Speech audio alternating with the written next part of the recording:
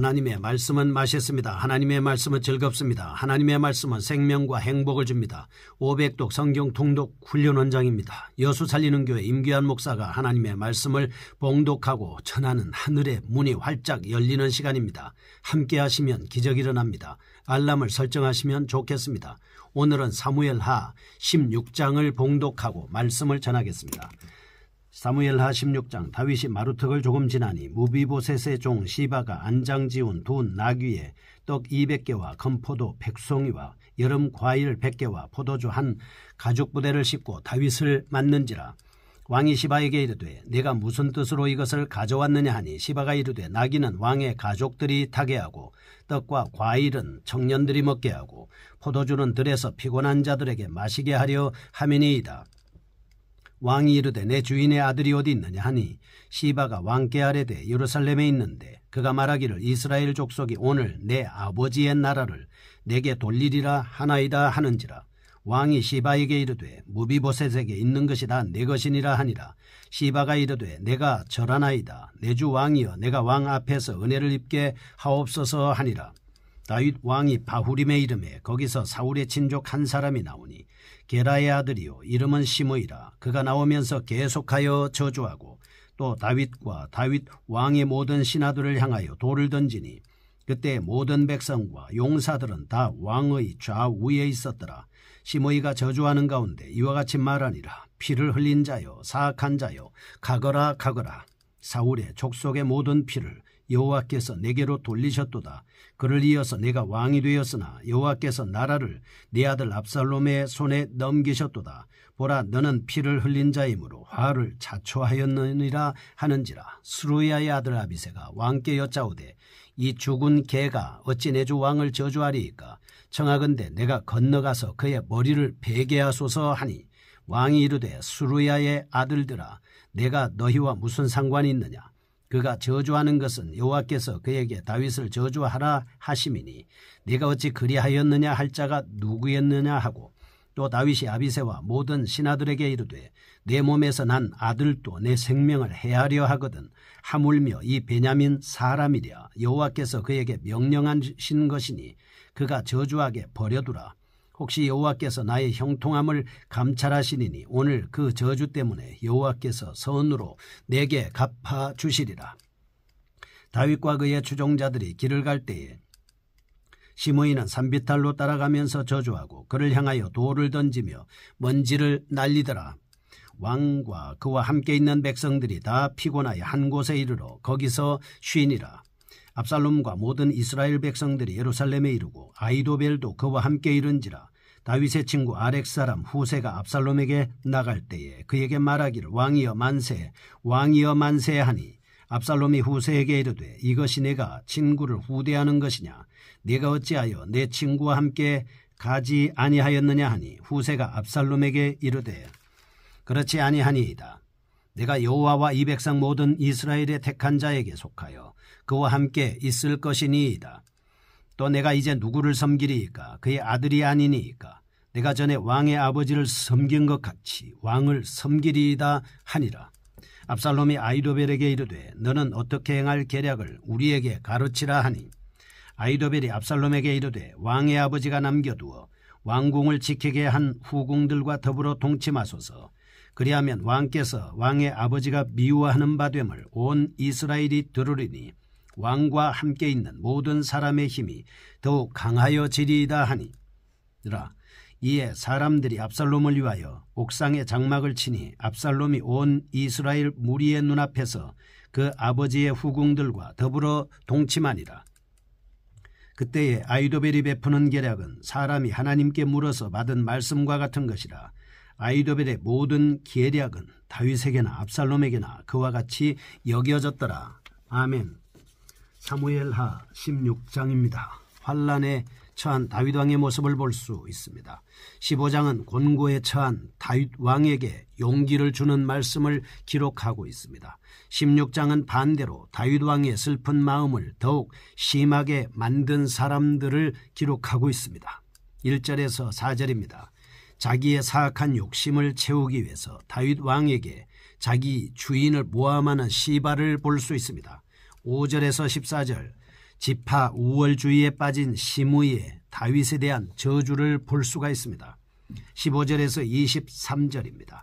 아히도벨의 부도덕한 모략 등으로 구분해 볼 수 있습니다. 첫 번째, 1절에서 4절에 나오는 시바의 거짓말을 볼 수 있습니다. 사울과의 재산을 관리하고 있던 무비보셋의 종 시바가 어려운 상황 중에 빠진 다윗을 돕는 척하면서 사울과의 재산을 착복하는 장면입니다. 1절과 2절은 당시 기회만을 엿보고 있던 시바는 때마침 다윗이 압살롬에게 쫓겨 피신하는 것을 보고선 음식물로 그를 공개하는 모습을 볼 수 있습니다. 3절과 4절 그리고 다윗에게 무비보셋의 재산을 자신의 소유로 넘겨받기에 성공하고 있습니다.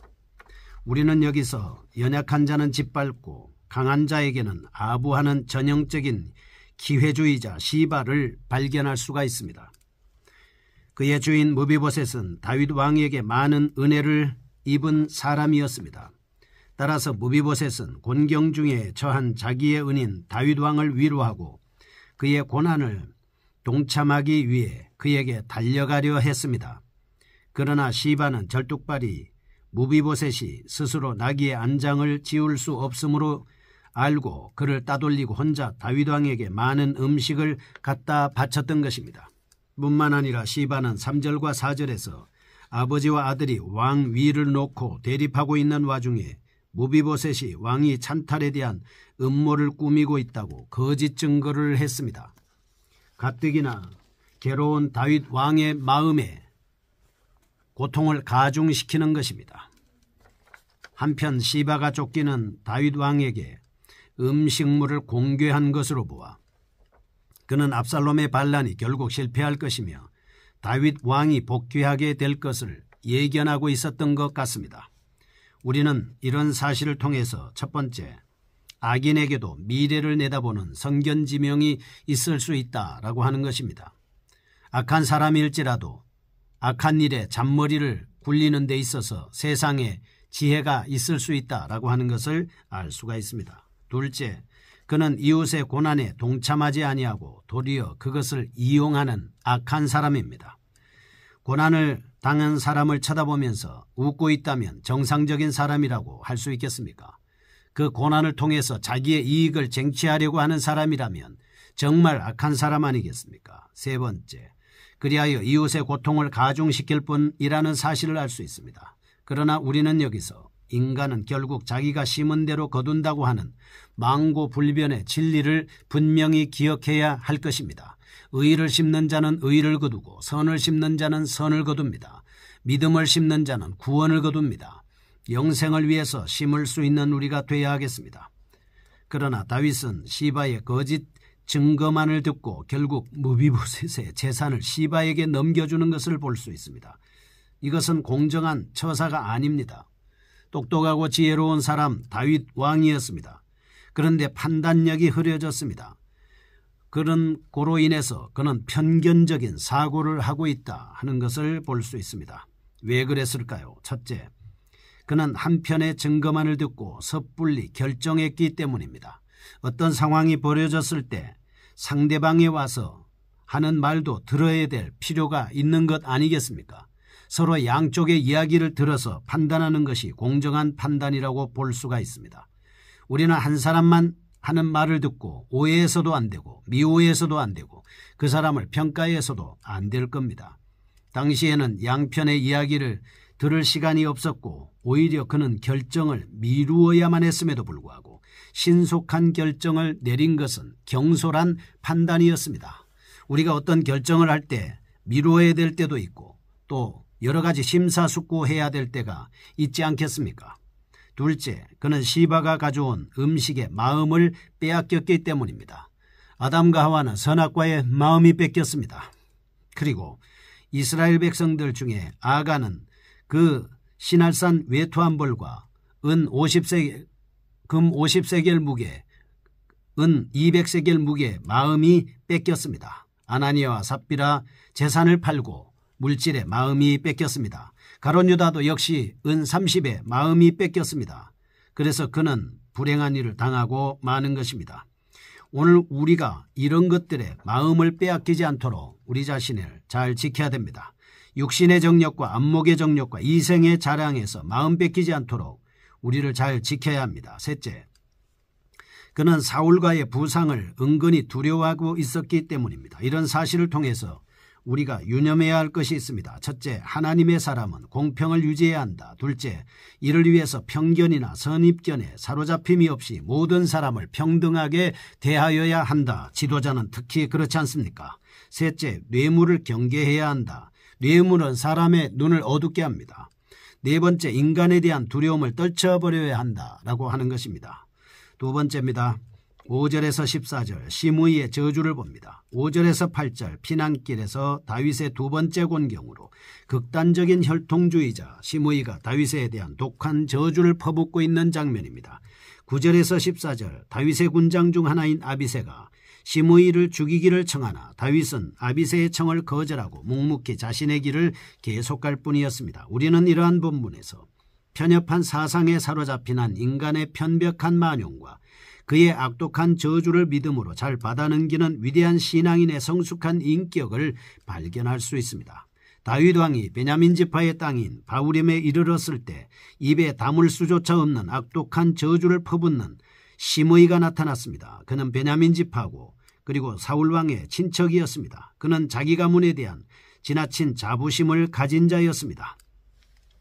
그래서 자기 지파와 자기 혈통에서 난 사람이 이스라엘을 다스려야 한다고 믿었습니다. 그리하여 그는 유다 지파 출신인 다윗이 이스라엘의 왕됨을 시기하고 있었습니다. 그래서 도망하는 피난길에 오르자 그는 기다렸다는 듯이 잔인하고 근거 없는 저주를 막 퍼붓기 시작한 것입니다. 이런 사실을 통해서 첫째, 진정한 의미는 고난 중에 자기의 억울함보다는 자기의 허물과 지혜를 먼저 살펴야 한다. 두 번째, 하나님의 마음을 헤아리고 셋째, 겸손한 신앙으로 고난을 극복해야 한다는 귀한 진리를 깨달아야 합니다. 세 번째입니다. 15절에서 23절 후세와 아이도벨의 모략입니다. 다윗이 버리고 간 예루살렘에 입성한 압살롬이 후세의 환대를 받습니다. 또한 다윗의 후궁들을 취하는 장면입니다. 15절에서 19절에 다윗의 지시를 받은 후세는 이제 각본에 따라 압살롬을 거짓 반대한 것입니다. 20에서 23절 그리고 압살롬은 예루살렘을 장악한 시점에서 아이도벨의 조언을 구하고 그 조언에 따라서 다윗의 후궁들을 취하는 장면을 볼 수 있습니다. 우리는 이러한 말씀에서 후세에게 속임을 당하는 압살롬을 발견할 수 있습니다.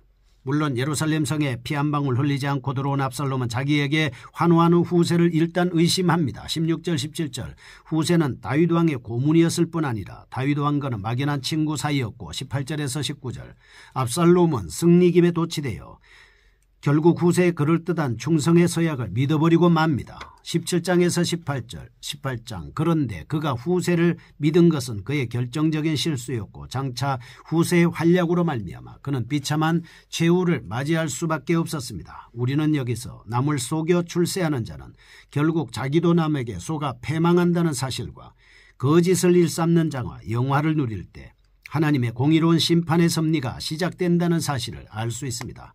따라서 성도는 거짓으로 많은 재물과 명예를 얻는 것보다 진실된 삶으로 적은 재물과 명예를 얻는 것이 더 복된 것임을 알고 우리는 이 같은 삶을 살아야 할 것입니다. 본문에서 아이도벨은 압살롬에게 나단 선지자의 예언을 성취하는 속전속결의 끔찍한 모략을 베풉니다. 20에서 23절 그것은 곧 압살롬으로 하여금 백주대 낮에 신하들이 보는 앞에서 다윗 왕의 10명의 후궁들과 동침하게 하는 것입니다. 이러한 모략의 목적은 첫째, 압살롬의 왕권의 가시화, 둘째, 다윗 왕을 배반하고 압살롬을 지지하는 반역자들의 사기양양, 셋째, 아이도벨 자신의 개인적인 원한의 안갚음 등이 있습니다. 이스라엘이 뛰어난 모사 아이도벨의 이 같은 치밀한 활약에도 불구하고 18장에서 압살롬의 정권은 파멸합니다. 첫째, 하나님의 예언의 말씀은 반드시 성취된다. 둘째, 하나님을 대적하는 어떤 무리도 결국 패망하게 된다는 사실을 알 수 있습니다. 첫째, 인내는 하나님의 성품 중 하나다. 둘째, 인내는 하나님께서 약속하신 복을 받는 길이다. 셋째, 인내는 하나님의 뜻을 이루는 귀한 덕목이다. 넷째, 인간은 최종 심판자가 아니기 때문에 인내해야 한다. 다섯째, 인내는 성령의 열매다 하는 것을 알 수가 있습니다.